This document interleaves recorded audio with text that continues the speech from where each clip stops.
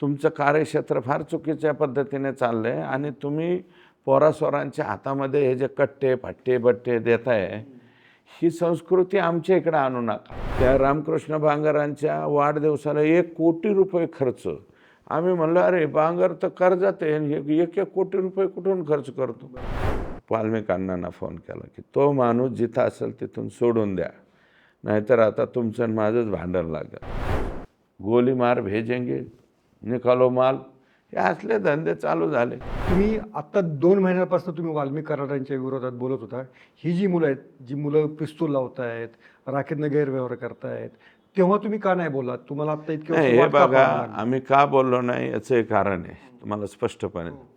यांचं कार्यक्षेत्र त्यांच्या त्यांच्या मतदारसंघापुरतं होतं. बरं.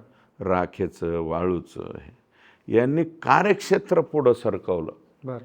ते पार आमच्या पाटोदा तालुक्यापर्यंत आणले. पण विधानसभेतला आमदार मी नव्हतो, बाळासाहेब आजबे होते. हो. मी काय म्हटलं की बाबा आपण जर मध्ये काय बोललो तर हे काय म्हणतील की तुमचा मतदारसंघ आहे का. मी 3 जिल्ह्याचा आमदार होतो. म्हणजे त्यावेळेस मी विधान परिषद पंकजाताई आणि देवेंद्रजींमुळेच मी ती निवडणूक लढली होतो. पण तरी बी मी 1-2 वेळा त्यांना समजून सांगण्याचा प्रयत्न केला. वाल्मिक कराडांना. बरं. की वाल्मिकांना, कारण आदरणीय धनंजय मुंडे साहेबांचं तर बोलणंच होत नव्हतं ना. त्याच्यावर मी येणार आहे, पण आधी हा मुद्दा वाल्मिकांना तुमचं कार्यक्षेत्र फार चुकीच्या पद्धतीने चाललं आहे आणि तुम्ही पोरासोरांच्या हातामध्ये हे जे कट्टे फट्टे बट्टे देताय, ही संस्कृती आमच्या इकडे आणू नका. पाटोद्यात तुम्ही इकडे आणू नका, परंतु तुमची तिकडंच ठेवा. पण तरी बी ते येत राहिले, चालू राहिले. त्याचं उत्तर काय दिलं त्यांनी उत्तर नाही नाही नाही नाही मी नाही असं करीत, मी नाही तसं करीत. काय त्यांच्या दुसऱ्या पत्नी आहेत, एक तिथं व्यक्तिगत आहे, आपण आपल्याला काय त्यांच्याबद्दल बोलायचं नाही. पण सर्वात जास्त प्रॉपर्टी ज्या पत्नीच्या नावे सापडते आता, त्या दिघोळ ह्या गावी राहतात. आमचं अनपटवाडी गाव आहे त्याच्या पलीकडं. मग त्यांचं येणं जाणं वाढलं. ते रामकृष्ण बांगर साहेबाचं त्यांचं मध्ये फार जमलं. त्या रामकृष्ण बांगरांच्या वाढदिवसाला 1 कोटी रुपये खर्च. आम्ही म्हणलं अरे बांगर तर कर्जात आहे, 1 कोटी रुपये कुठून खर्च करतो. यांनीच 1 कोटी रुपये दिले. त्यांच्या ताकद द्यायचं काय कारण होतं? आमच्या विरोधात ताकद द्यायचं कारण होतं? फक्त आमच्या विरोधात ताकद द्यायची नाही, डायरेक्ट त्यांचे माणसं तयार करायची. त्या बदल्यात मला वाटतं ते काहीतरी त्यांच्या कारखान्याची एक जमीन आहे ती त्यांना द्यायची होती, यांची संस्था काहीतरी द्यायची होती. त्यांचं काय चाललं होतं आम्हाला माहीत नाही. पण मग त्याच्यामुळं वावर जो आहे, आणि वावर करताना पैशाचा उदामादाच ना. इतके पैसे जास्त झाले ते कोणाला बी द्यायचे. एखाद्या महाराजाच्या पाया पडलं की लगेच त्याला 5 लाख नाही 10 लाख देऊन टाकायचे. असे बी काही उद्योग यांनी केले.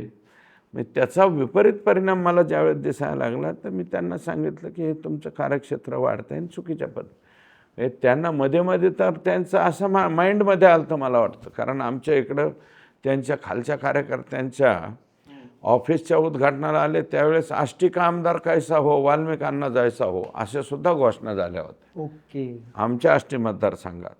तर त्या कानावर आल्या माझ्या. पण मी म्हणलं बाबा हे कशाला येतील हे. जरी आले असते तरी मग लढवावं तर लागलेच असते ना निवडणूक. आणि तिथून हा जो केजचा पट्टा आहे, हे 600 मेगावॅट 900 मेगावॅट. आणि ह्या विंडमध्ये मध्ये एक अडचण आली होती. केंद्र सरकारच्या डिफेन्स विभागाने एक ऑर्डिनन्स काढला होता. त्याच्यामध्ये पाटोदा तालुक्यातल्या ह्या सगळ्या विंडमिल अडचणीत आलत्या. मी स्वतः देवेंद्रजींशी बोललो, नंतर माननीय गडकरी साहेबांशी बोललो. गडकरी साहेबांकडनं एक पत्र घेतलं आणि स्वतः राज्याचे मुख्यमंत्री राजनाथ सिंग साहेबांना बोलले की बाबा हे एरिया कमी करा. त्यातला काही एरिया जामखेडचा साकत आणि आमचा एरिया 50% सुधारवला. राहिलेलं 50% सुद्धा आम्ही सुधारून आणू. विंड पॉवरची जी व्हॅल्युएबल विंड आहे ती 640-840 मीटरवरती असल्यामुळं पाटोदा तालुक्यामध्ये चांगली मिळते, बीडमध्ये मिळते, केजमध्ये मिळते आणि अप टू तुळजापूर तो बेल्ट असतो तिथपर्यंत बरोबर अशी मिळते. तर म्हणलं बाबा हे केंद्र सरकारच्या योजना केंद्राच्या लिस्टमध्ये आलेली साईट आहे, तर ही झाली पाहिजे, याच्यासाठी प्रयत्न केला पाहिजे. आणि 2 रुपयाची अर्थप्राप्ती करा, परंतु तुम्ही कोणत्या पद्धतीने. ते डायरेक्ट आमच्या इथलं बंडगर नावाचा एक अधिकारी उचलला गेला. अधिकारी उचलला गेल्याच्या नंतर त्या अधिकाऱ्याचा फोन आला मला. उचलला गेला म्हणजे बदली झाली. नाही, माणूस उचलून यांनी नेला, यांच्या गुंडांनी पाटोद्यातल्या बरं.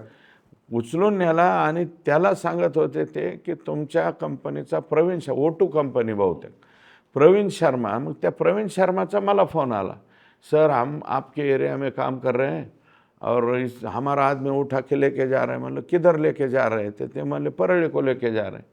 मग मी परत वाल्मिक अण्णांना फोन केला की तो माणूस जिथं असेल तिथून सोडून द्या, नाहीतर आता तुमचं आणि माझंच भांडण लागेल.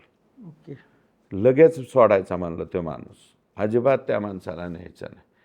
काय आहे की यशवंत सिन्हा साहेबांचा मुलगा जयंत सिन्हा, तर त्यांचे आणि माझे संबंध 2011-12ला आलेले. आता ते यशवंत सिन्हा साहेब आमच्या पार्टीत नाही आहेत, पण त्यांचा मुलगा मला वाटतं आजही भारतीय जनता पार्टीचेच खासदार आहे. तर त्यांचे माझे संबंध आलेले होते. त्यांनी मला फ़ोन किया कि 10 साहब क्या यार तुम्हारे एरिया में हमने काम किया 11, 12, 13 को 14 को, वहाँ पे हमको कुछ तकलीफ नहीं हुई. अभी एक नया जी आ रहा है. यशवंत सिन्हा साहेबासारख्या त्या रिन्यू पॉवरच्या मालकाचा फोन आल्यावर आम्ही काम नाही करायचं, फोन नाही करायचं. फोन केला. आत्रीवाल नावाचा एक इंदोरचा कॉन्ट्रॅक्टर होता, त्याला कुत्रीच्या वेळेने मारला. त्याचं सगळं गाड्या फड्या फोडून टाकल्या. या कधीच्या घटना सांगताय? या सगळ्या घटना पाठीमागच्या एक 6, 7, 8 महिन्याच्या. धनंजय मुंडे साहेब परत पालकमंत्री झाले का, पहिलं आमचं 2 जणांचा दोस्ताना होता, आता 3घांचा याराना झाला. मग हे 3घांचा 3रा जे पार्टनर आमच्यात आला तेव्हापासून यांचं प्रचंड, कारण परत पालकमंत्री झाले. ते होत असताना आम्ही म्हणलो होतो मुख्यमंत्र्यांना की यांना पालकमंत्री करू नका, एक तर आमचे सावे साहेब आहेत, आहे ॲज इट इज त्यांनाच ठेवा. नाही म्हणले राष्ट्रवादीचे जास्त आमदार आले गेल. आम्ही आपलं चिडीचू गप्प बसलो. पण पालकमंत्री झाल्याचा फटका हा बसला. O2चा माणूस उचला, हाय एनर्जीचा माणूस उचला, रिन्यू पॉवरचा माणूस उचला, लगेच गोली मार भेजेंगे, निकालो माल, हे असले धंदे चालू झाले.